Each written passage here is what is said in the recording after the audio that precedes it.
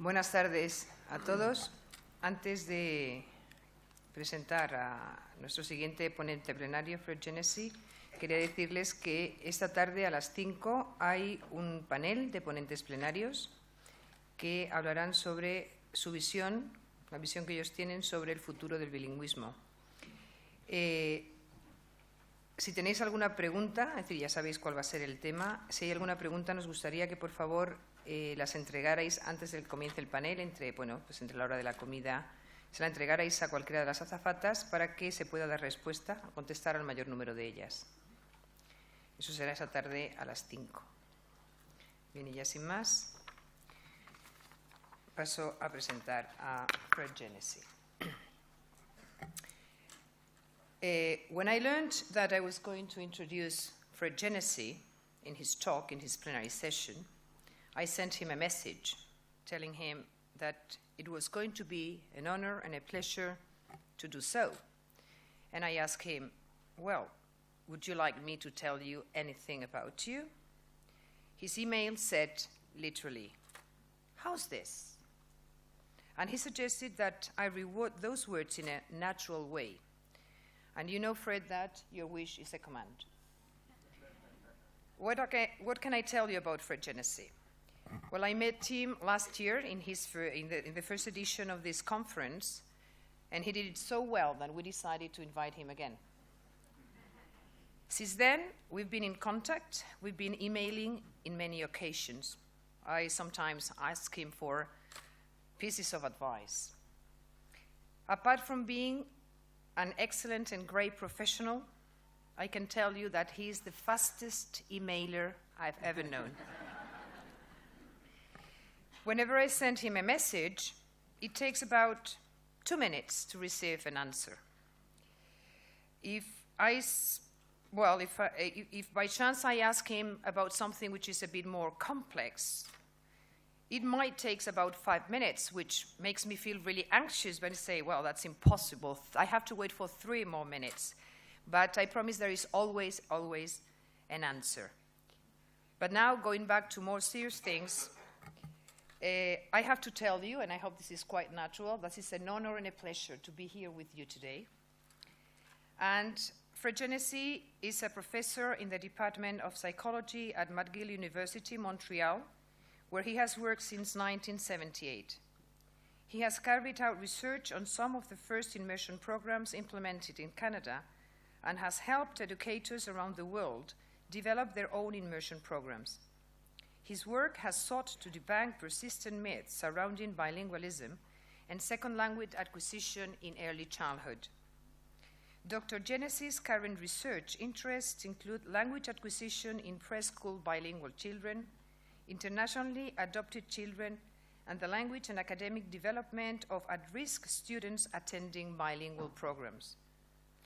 Dr. Genesee is the author of numerous professional and scientific research reports and books, including Learning Through 2 Languages, Studies of Immersion and Bilingual Education, Educating Second Language Children, Classroom-Based Evaluation in Second Language Education, Beyond Bilingualism, Multilingualism and Multilingual Education, Dual Language Instruction, a handbook for enriched education that you should read, Trends in Bilingual Acquisition and Dual Language Development and Disorders. He has served as a consultant on second foreign language and bilingual education in countries around the world, including Japan, Spain, Germany, Estonia, Hong Kong, Latvia, Switzerland, Russia, and Italy. So, the floor is yours. Thank you. Well, thank you very much, Virginia, and it is sincerely a privilege and an honor for me to be here again in this beautiful city, but most importantly to be part of what is truly a very exciting developments in bilingual education in the community of Madrid. As somebody, as Virginia has pointed out, who's been involved in bilingual education for many years now, more than I like to think about, and has seen bilingual programs in a number of communities around the world.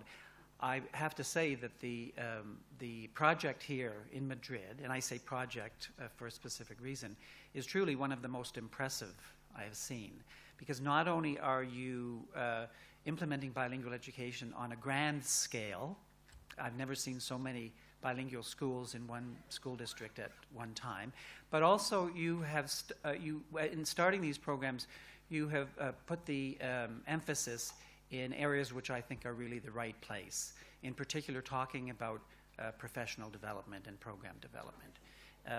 In comments that I'll make later, in Canada, in our immersion programs, issues related to pedagogy and professional development really only were discussed much later in the history of these programs.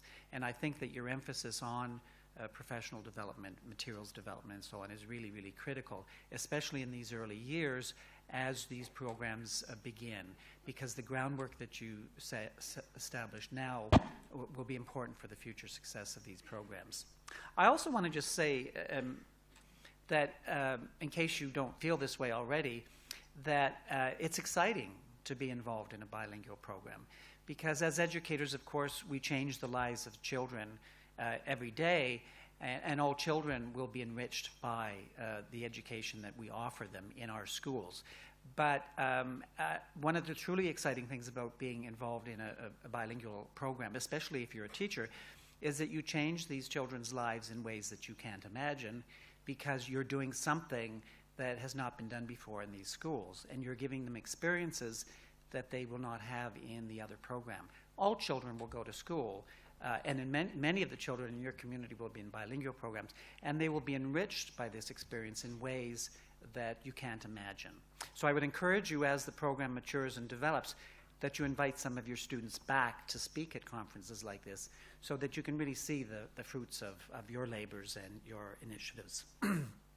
What I want to do this morning with the time that I have with you, or is it this afternoon in Spain, this afternoon? In Canada, it's still the morning. We have to have lunch first before it becomes afternoon.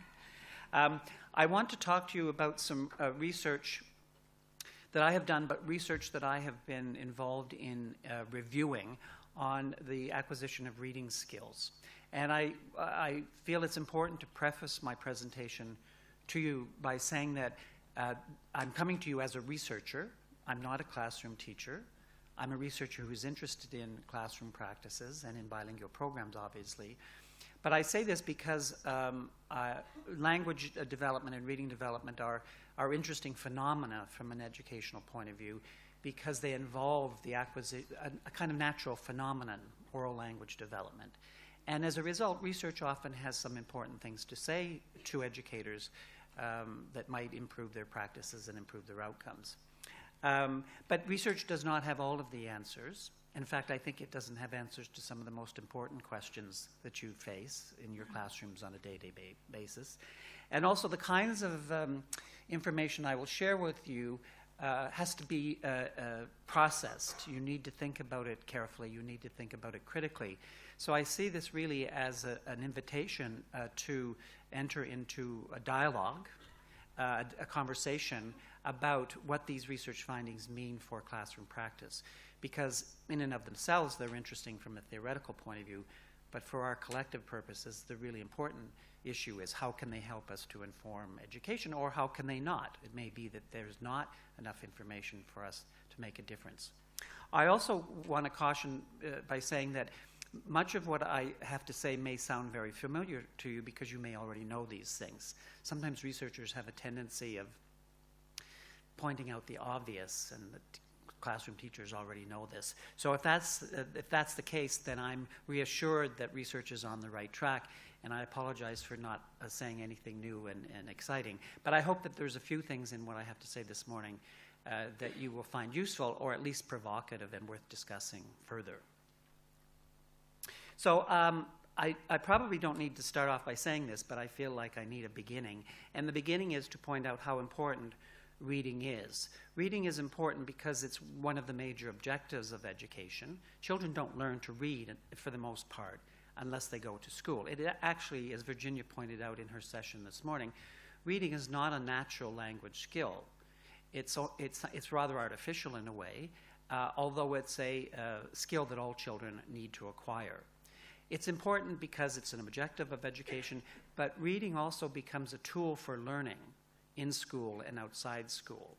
And as a tool for learning, it becomes increasingly important in the higher grades as students progress from the early primary grades to the higher primary grades.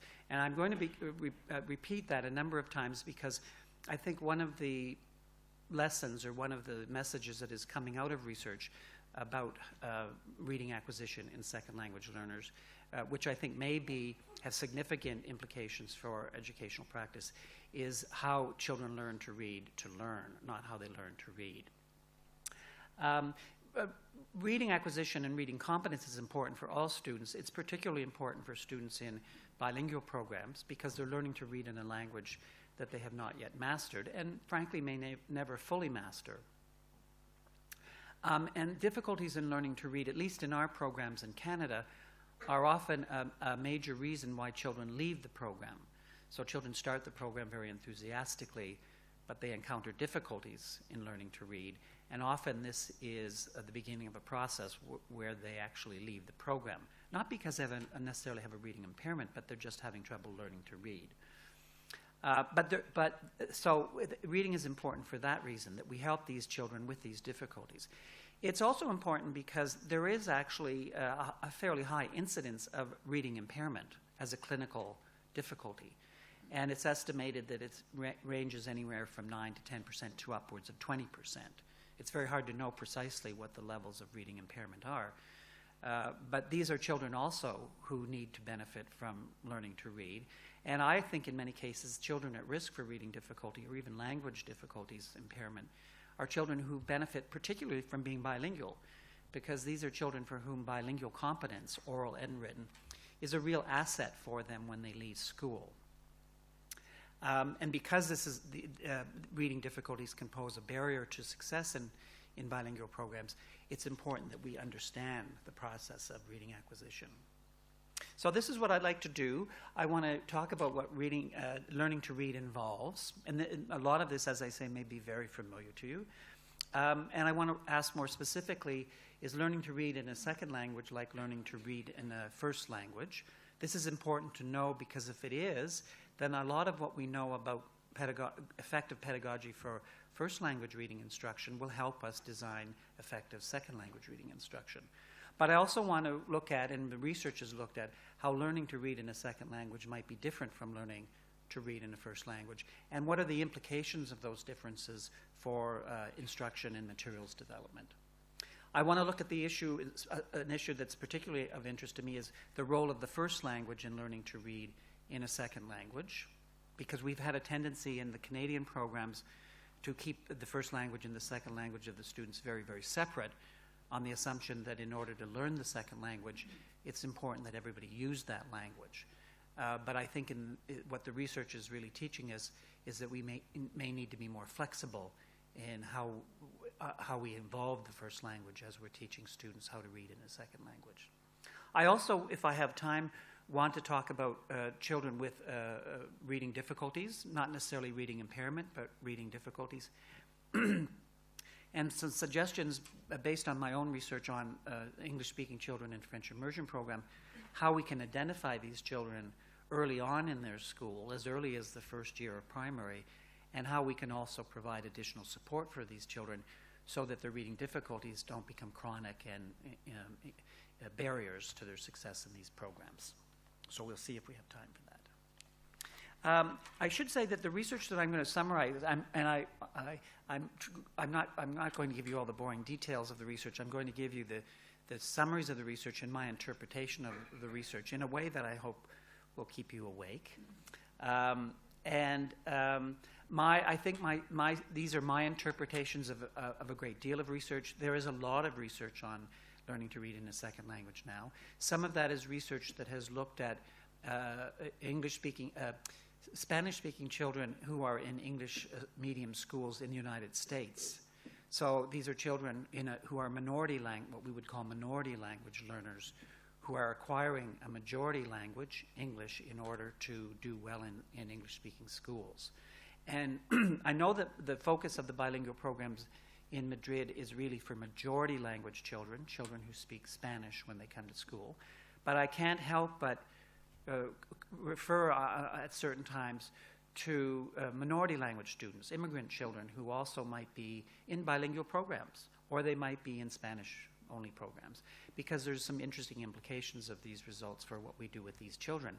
And I happen to think, and I think probably a lot of you share this belief, that a lot of what we're doing in bilingual programs for majority language Spanish-speaking children is very, very relevant for working with immigrant children in Spain who come to school and do not know much Spanish or only know a little bit of Spanish, because they are in effectively a kind of bilingual situation.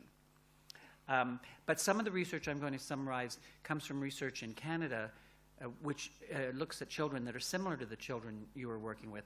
That is, children who are part of the majority language group and they're in a second language bilingual program. So it's there's amazing consensus on these different research bodies, and I think that's very, very encouraging to us, because we actually know quite a bit about second language reading acquisition.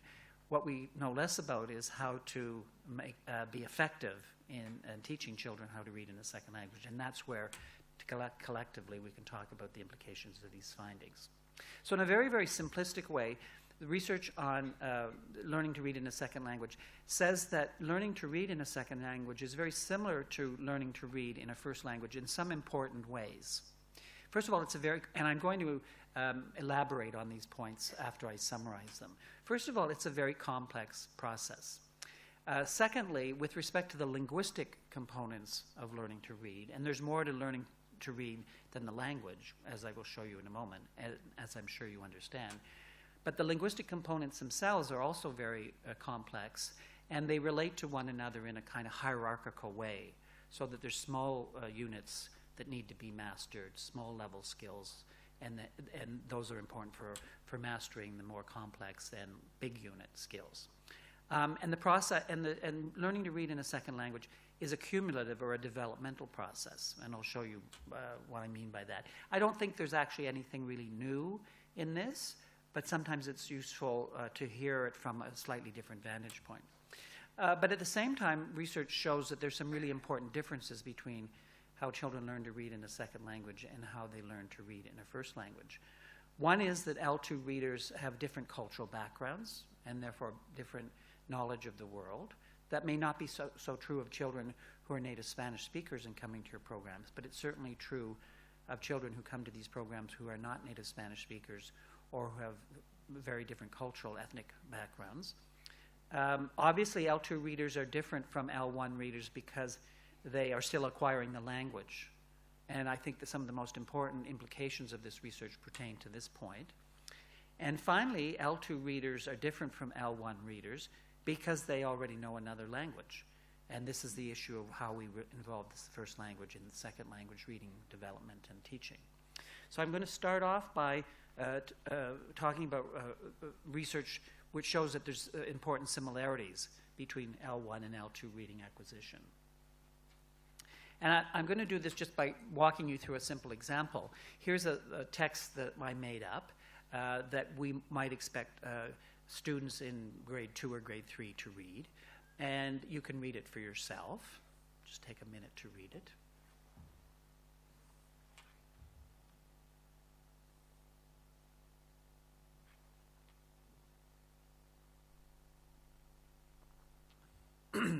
There's nothing really special about this text, and it's about a situation that's very ordinary, but it involves the kinds of skills and so on that any text would involve.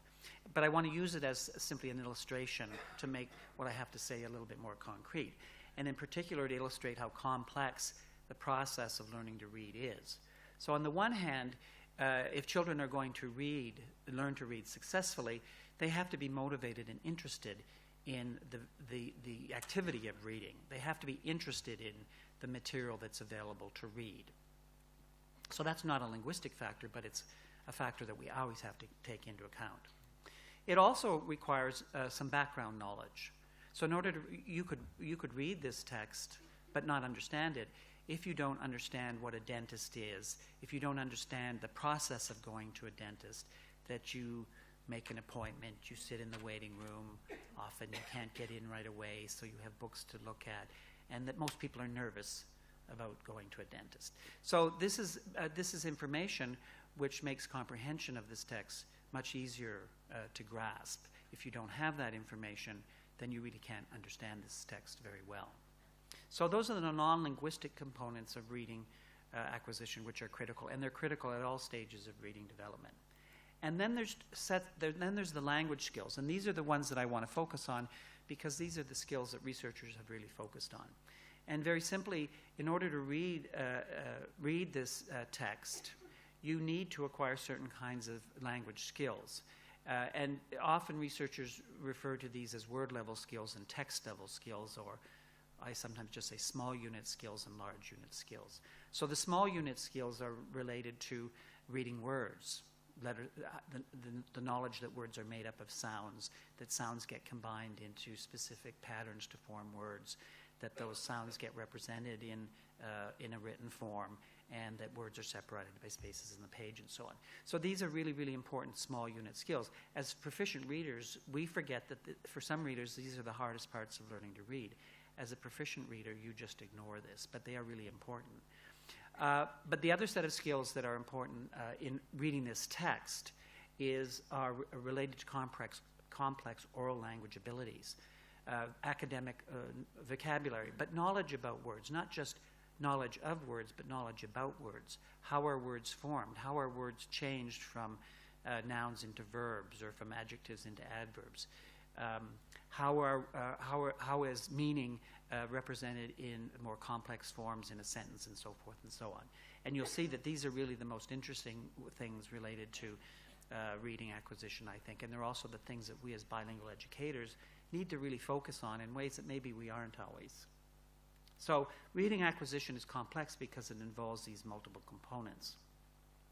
And as I said, I'm going to focus on the linguistic components of reading acquisition, and researchers, and I think educators to a large extent, make this sort of general distinction between small unit skills that are related to reading and larger or big unit skills that are related to oral language more generally. And let's look at how this relates to the process or the outcomes of reading acquisition, the kinds of skills that children need to acquire in order to read proficiently. So it's always very important to keep in mind that the objective of teaching children to read is for them to read and understand text. And that's important no matter what level you're teaching at, whether you're teaching at the entry level for primary school or the exit level. The goal in all this is about understanding text. But in order to read and understand text, children have to be able to read and understand sentences, because sentences are made up of strings of text is made up of strings of sentences. And sentences themselves are made up of words. Children have to be able to read the words, but they also have to know how the words are related to one another. They have to decode words they may not be familiar with, and in order to read those words, they have to know how to map sounds in their vocabulary onto the written words. So this is a very hierarchical relationship in a sense, because you have these small unit skills that are embedded in larger ones that are embedded in even larger ones. And when you actually start to look at it from a research point of view, but also from a pedagogical point of view, there's different ways of referring to these skills. Text genre, which we've talked about at this conference, complex grammar skills, vocabulary skills, vocabulary knowledge, and so on. Okay, so these are all things that kids have to understand and master in order to understand text. And that's what I simply mean by reading the linguistic components of reading, having a hierarchical relationship. Now, there's certain implications for this, and I want to intersperse a number of my suggestions. I don't think these are very profound, and as I say, I think many of you already appreciate this. But there are implications that are worth mentioning as we go along. One of the implications of this, even as far as we've gone, means that teaching to read is complex. There was an era, I don't know whether you went through this in Europe, but in North America, we went through the whole language stage when people felt that reading was a natural language skill and that reading acquisition was a natural process. And the unfortunate side effect of this was the implication that in some ways, like oral language acquisition, it's rather simple. It's not simple at all. It's very complex. And it also means that for teachers, you have to be mindful, you have to be aware of these different components as you plan units of instruction, as you plan your lessons. And because your students are learning the language primarily in the context of schooling, you have to be particularly careful to include all of these things in your lessons because they're not getting it outside school for the most part. When children learn to read in their first language, some of these language skills are being acquired outside school. But in bilingual programs such as yours, and even most of our immersion programs, the only language experiences they have that support their reading acquisition are happening in school. But one of the implications of this, and this is going to come up over and over again, is that even in the very early stages of language, and especially in the early stages of teaching children to read, we need to keep our eye on the end result of this process. So that even though we may be focusing on these simple word-related skills, we need to be building into these lessons acquisition of some of the skills that are important for reading complex text and understanding complex text. So we need to be integrating small and big unit skills. So it's, I think this word integrate is probably the most important word that we can use when we talk about CLIL or bilingual education, because we're talking about not just integrating language and content instruction, but we have to, and we're integrating content teachers and language teachers, but we're also integrating the instruction in small unit skills with large unit skills. And those of you in primary school probably do this already, and I'll show you an example. But integration is key to planning instruction for these children because it's so complex, and you have to embed things in other things all at the same time. The final point that emerges from this research, and again, I don't think that this is very profound, is that reading acquisition is a cumulative or a developmental process. And in the early stages of reading acquisition, psycholinguistically, there is a focus on acquiring the skills that are related to learning to read and understand words. And this involves the acquisition of phonological awareness, the alphabetic principle, and so on. I'm assuming everybody knows what these things are. Everybody knows what phonological awareness is? Anybody not aware of this? Okay, and the notion that words are made up of sounds and sounds occur in specific sequences and so on. And the alphabetic principle is just that sounds map on to letters. And fortunately in Spanish, the relationship is a rather systematic one. Unfortunately, in the case of English, it's a very, very irregular one, but there is still a relationship. So the developmental component of it emerges in that as children progress in school, then the focus shifts from these small unit skills to text comprehension. So, and as children master the word level skills, they also have to begin to acquire more and more complex language skills in order to master text comprehension. So they don't leave these word level skills behind. They have to add these additional skills. And if they don't have these more high-order language skills later on, when it comes to reading complex text, they may be able to read the text because they can read the words, but they can't understand what they're reading. And this happens a lot. It happens a lot with native speakers as well as with second language learners. All of this, and I want to be very careful in pointing out that even though I'm focusing on these sort of really discrete linguistic skills, it's really, really critical, especially for second language learners, that instruction of these skills always be embedded in meaningful activities. And this can be achieved by relating the reading instruction to the curriculum directly and to students' experiences. Because if you do these things in a disembodied way, by focusing on phonics, for example, which we have had a tendency to do in North America, then students lose interest in learning to read because they think all reading is about is decoding.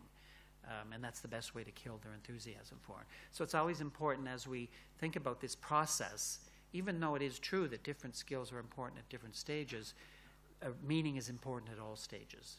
Meaning is different at different stages because the learners are different. But we have to keep that in mind as we go along. Okay.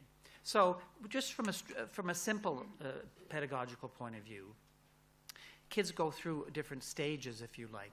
And in the early stages, the skills that are important for children to acquire and for teachers to teach in some way are these small unit skills. Children need to learn, if they don't already have this, phonological awareness. And they also need to acquire knowledge of how sounds map onto letters. One of the things that's really rather striking about this research is that these two kinds of skills, which can be measured, assessed in children in 5 to 10 minutes, predict children's reading ability 2 to 3 to 4 years later with 80 to 90% accuracy. So now that's for word reading skills. So children need to have phonological awareness skills, and they need to have letter sound knowledge skills in the beginning. And the good news is that bilinguals often demonstrate enhanced abilities with respect to phonological awareness and these other small unit skills, because bilingualism enhances children's metalinguistic awareness and better metalinguistic awareness, so that it's better than monolinguals to a certain extent. Vocabulary is also important, but it's interesting when you look at the research. If you're looking just at decoding, knowledge of vocabulary and certainly oral language competence is not very important for learning to decode.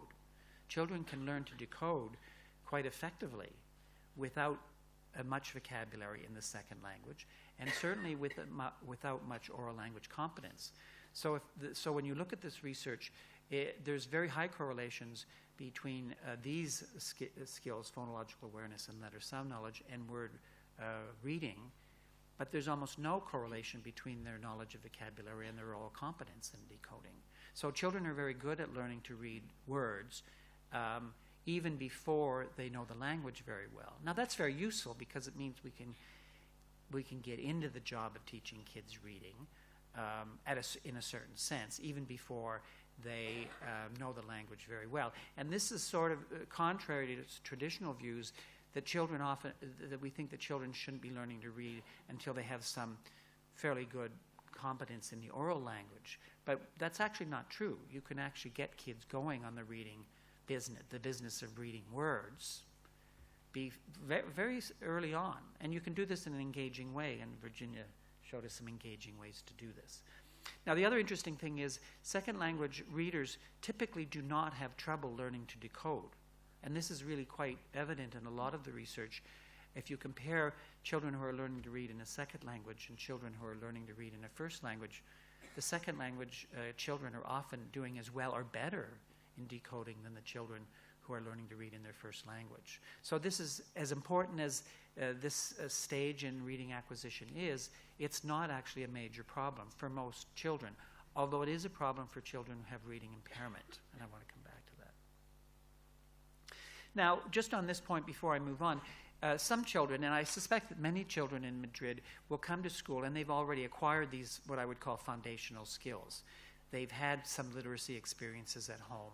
They understand the alphabetic principle in Spanish. They've been read to in Spanish. They may even have fairly advanced phonological awareness skills. So these children, when they come to school, to your bilingual programs, they actually have a head start, because these kinds of skills in the first language transfer or facilitate the acquisition of those skills in a second language. As all primary teachers know, you only have to learn to read once. And what we really mean by that is once you've acquired those foundational skills in a language, you don't have to learn them again when you're learning to read in another language. But children, you may have children in your classrooms who have not had these kinds of early literacy experiences in the home. They don't have knowledge of the alphabetic principle. They don't have well-developed phonological awareness skills. And these children will need additional support in your classroom to bring them up to the level that they need to be in order to begin to decode words accurately.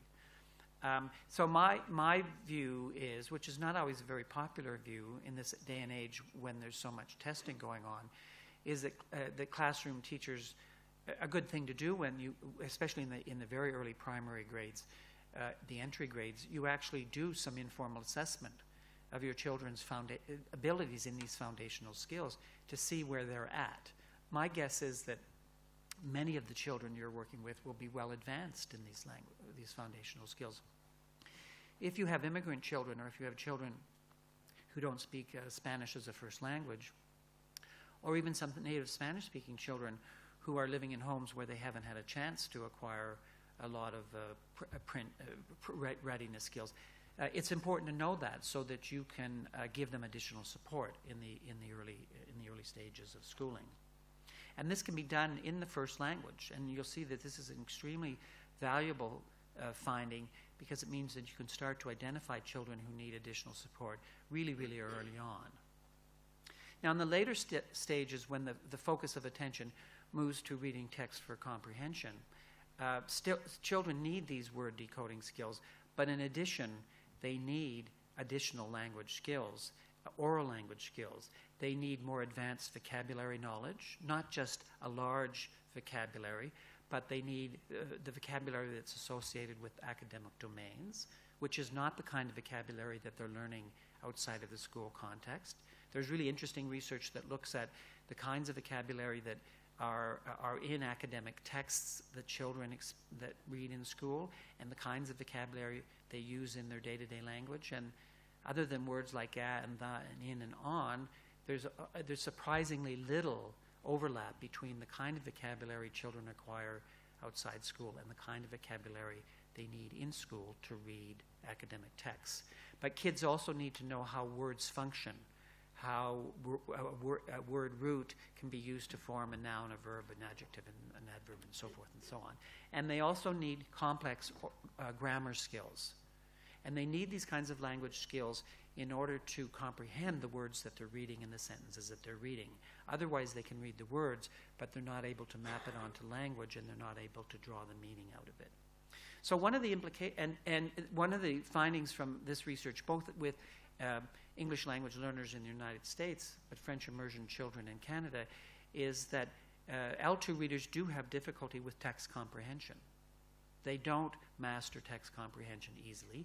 They tend to rely on word decoding skills to read text, and because they lack, in many cases, complex oral language skills in order to support the comprehension of the complex texts that they're reading.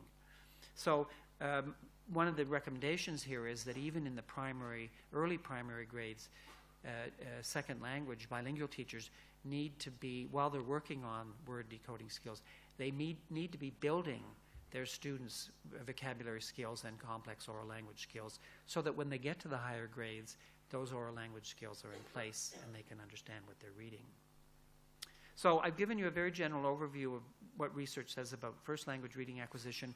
These same findings are true for children who are learning to read in a second language. So, and you probably all know this. This is very good news, actually, because it means that we don't have, as we say in English, we don't have to reinvent the wheel. At least we don't have to reinvent it in its entirety. A lot of what we know about good instruction for first language readers is also relevant to second language readers, and that gives us a very solid core to work with when we think about planning instruction for second language readers. But there's also some important differences about learning to read in a first and a second language, and I want to turn to those now. Now remember when I showed you this graph, I said that background knowledge is important for learning to read, because without background knowledge, with it's relevant to the text that you're reading, it's very hard for children to extract meaning. Now ultimately, in the long run, learning to read and reading to learn means that you can extract meaning out of text, and you don't have the prior knowledge about that text. So when children are reading in grades 6 or 7 or 8 or 9, and certainly in the university level, they're reading texts where the knowledge is not available to them based on their own experiences. But in the beginning, we need to give students texts which are familiar to them content-wise, so that they are not struggling with the comprehension too much. Now, in the case of most of the children in the bilingual programs that you're working in, they will have a lot of the background knowledge that is part of that is used in the text that you're having them read, or in the written language that you're having them to read. But to the extent that you have second language readers from other backgrounds, language backgrounds or ethnic backgrounds, or even social class backgrounds. I'm not familiar with the situation in Spain, but I can tell you that in North America, in Montreal, and in other areas of North America, and I suspect in England as well, there are huge differences in the social class background, that the experiences that we can assume that middle class and upper middle class children have, children in more working class backgrounds, they may not have those experiences. And we need to be mindful of that. And we need to be careful to select materials which the children can relate to and are interested in, so that they are motivated in order to undertake this arduous process of learning to read. I won't say very much about this because I think you all understand this, but it's something that I wanted to say, because I actually think that the work that you're doing here in bilingual education is really important because it's helping mainstream Spanish-speaking children become bilingual. But I actually think that you're acquiring a knowledge base which is extremely important for helping educators work with non-Spanish-speaking children who are in schools in Madrid and throughout Spain. The other big difference between second language readers and first language readers is that second language readers have not mastered the language. And I've already alluded to this before by noting that when it comes to decoding, oral language competence is actually not all that critical. You can acquire very high levels of decoding ability without very advanced vocabulary knowledge or oral language competence. But when you get into reading text, especially academic text at a more advanced level, then you need fairly sophisticated oral language skills. And these are language skills which are not the kinds of language skills that children typically acquire in the out-of-school environment. A very, very prevalent construct that's being used in North America and perhaps here as well is the notion of academic language or language for academic purposes. And this is really about the oral language competencies that children need in order to do well in school. These are complex grammatical skills which simply don't occur very often in the day-to-day lives of most children, but that they need them if they're going to study science, study math, social studies, physics, and chemistry. And they're not necessarily just written language skills, but they're fundamentally oral language skills. So the reading difficulties that a lot of second language readers have are probably related to the fact, or let me put it the other way around, second language students who have difficulty reading second language text probably have difficulty reading that text, not because they can't read, it's that they don't have the complex oral language skills they need to support what they're reading in text, okay? Because some students have no trouble with this and some students do. So again, I'm repeating myself, I realize this, but you know, as in language learning, all learning benefits from a certain amount of repetition. But and Virginia gave a very good example of this this morning, that if you're in the early primary grades of a bilingual program, as you're working with young learners with very, very low levels of second language competence, don't reduce the curriculum to words. Don't reduce it too much. Keep the oral language rich and complex, age appropriate obviously and developmentally appropriate.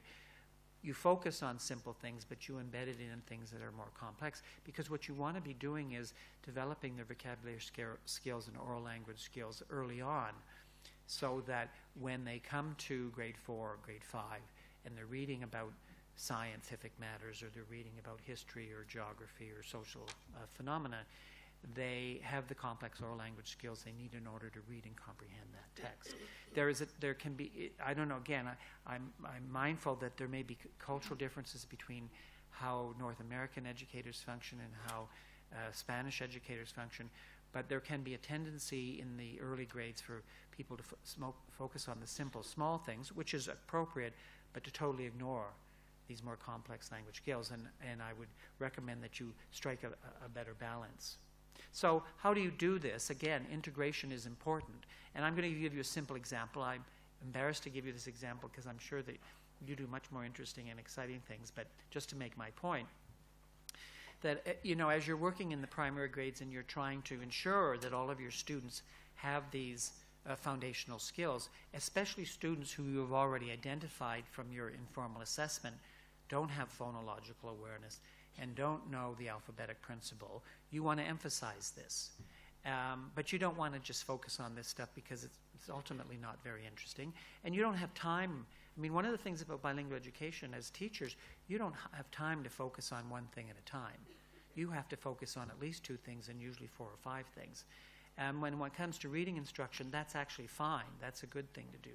So here's a simple example of how you can promote acquisition of these small unit skills, letter-sound relationships, phonological awareness, but you can also be supporting children's vocabulary development. You can be supporting their knowledge in science, and you could possibly even be supporting their acquisition of more complex oral language skills. So I'm just chosen this example of phonemic awareness. Children need to understand that in Spanish it's very nice because the phonemic structure of the language is very regular, but kids don't always know that. So you want to show children, well, there are these different units of sound called phonemes. Otherwise, children tend to think of words as existing as a whole, and they aren't able to break the word up into pieces. And often when they start to break words up into pieces, they break it up into syllables and not necessarily phonemes.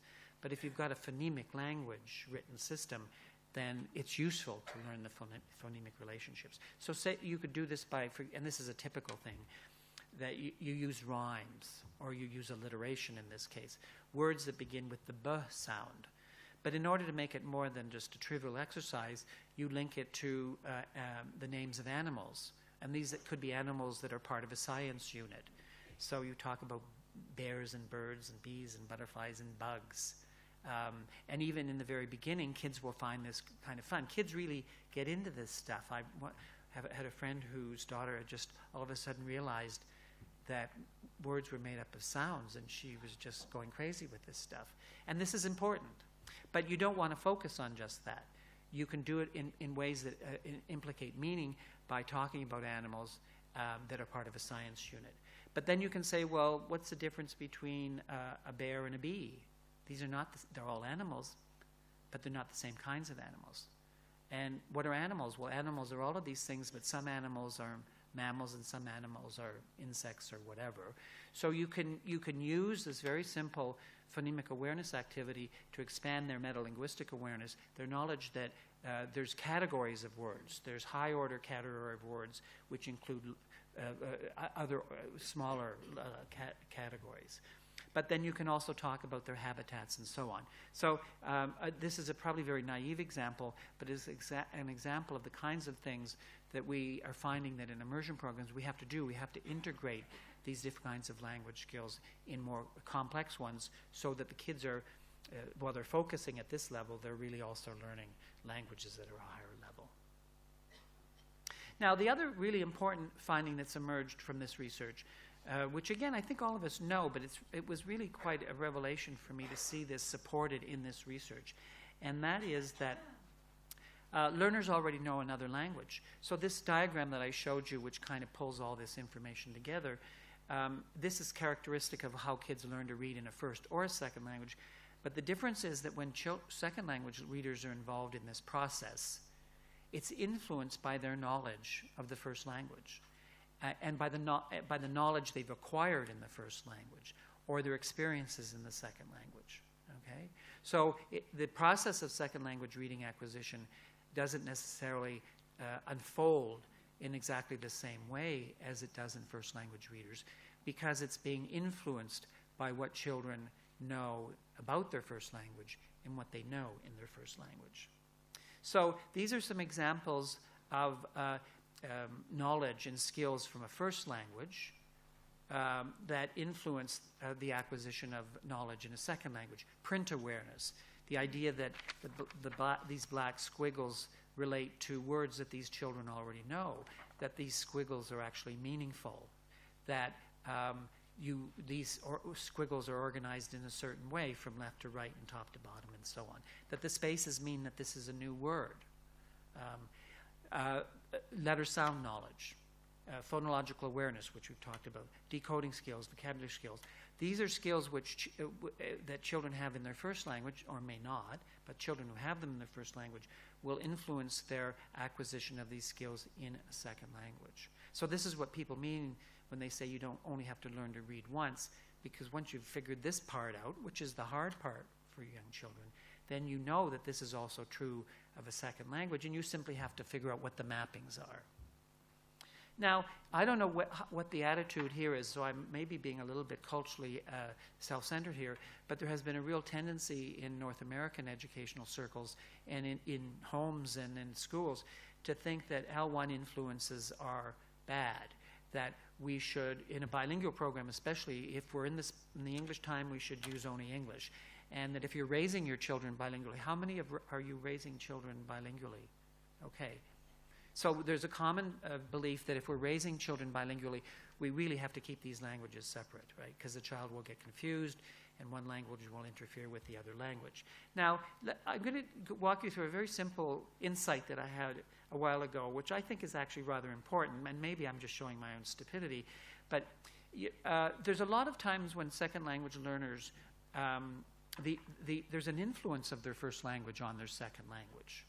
So they hear a word in English, and they understand it because they realize, hey, that's just like a word in Spanish.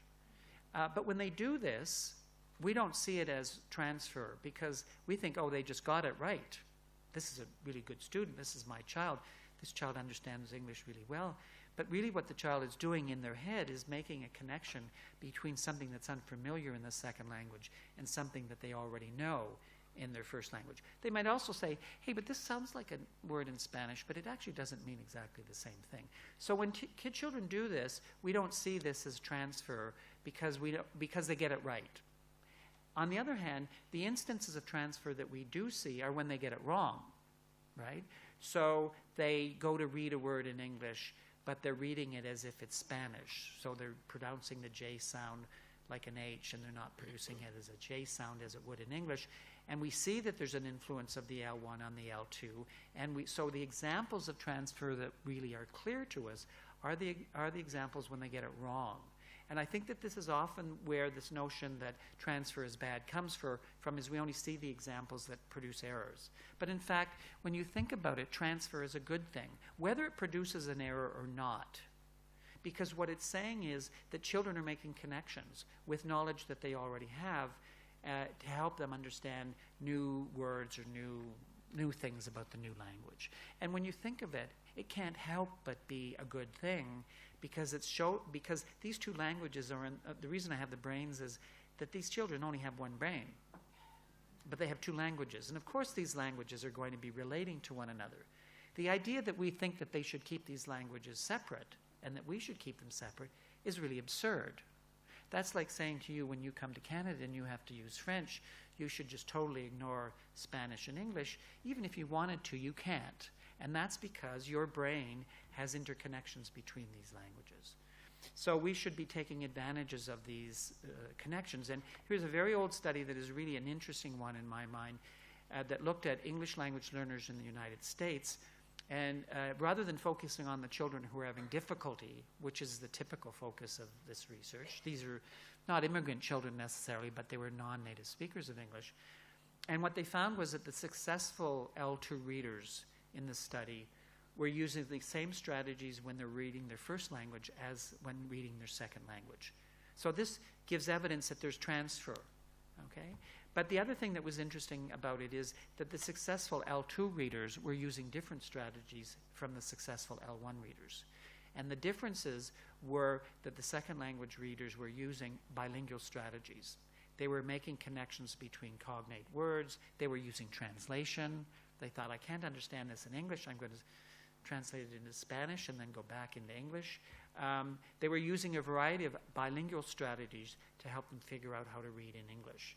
Interestingly enough, when they looked at the unsuccessful L2 readers and they sort of did just informal interviews with them and asked them how they used the L1, they all said that they didn't use the L1 because they thought it was a bad thing to rely on their first language skills. And I think it's because we lead children to believe that it is a bad thing. So another metaphor of this, which I find useful, it's a very Canadian metaphor, I think, maybe a Scottish one as well, is there's a notion in linguistics called bootstrapping. So, you know, if you tried to put on boots and there's no straps on the boot, it's very hard to pull the boots up. The straps are the tags, the things on the end that you grab hold of and you pull your boots on, okay? This is a common experience in Canada because of our weather, the snow. And the metaphor that I want you to have in your mind is that the boots are the bottom of the boots are the second language. This is a new thing that they're trying to get hold of, and the straps are their first language. And by using their first language as a strap, they can pull the second language on more effectively and more quickly, and for those of us who are older, without breaking their backs. So, and this is actually a linguistic construct that theoretical linguists use all the time, and I think it's a great metaphor for educators to realize that kids have bootstraps which we can use to help them acquire the second language. I'm going to flip over this very quickly because I'm running out of time. A lot of this business of first language influences on second language reading development really implicates the importance that foundational skills of reading acquisition begin in the home. We should be encouraging parents of children in bilingual programs to support their children's literacy development in the home in the first language because there's an enormous amount of transfer. All right. So let me briefly, can I take 5 minutes? Let me briefly talk about children with reading difficulties because this really kind of follows from what I've said.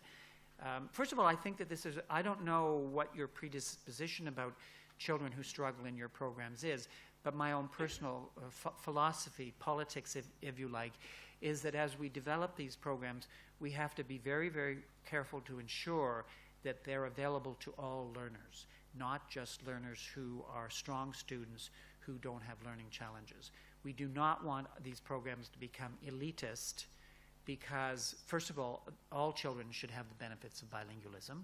But secondly, programs that are elitist become vulnerable. In our community, there was a backlash against the French immersion programs because there was a tendency for only really good students to go into immersion, and the students who might struggle in school tended to stay in the English-only program. And the parents of the children in the English-only program didn't like this. And there were demonstrations to try and limit the bilingual programs because they accused the programs of being elitist. But there's this more general ethical issue.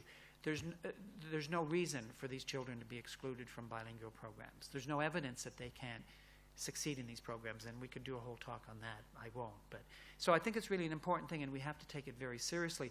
And for teachers, this is a really important issue because it may mean that you have to open up your classrooms to students with a wider range of abilities than you might like. It's easy to work with good students. It's not so easy to work with students who struggle.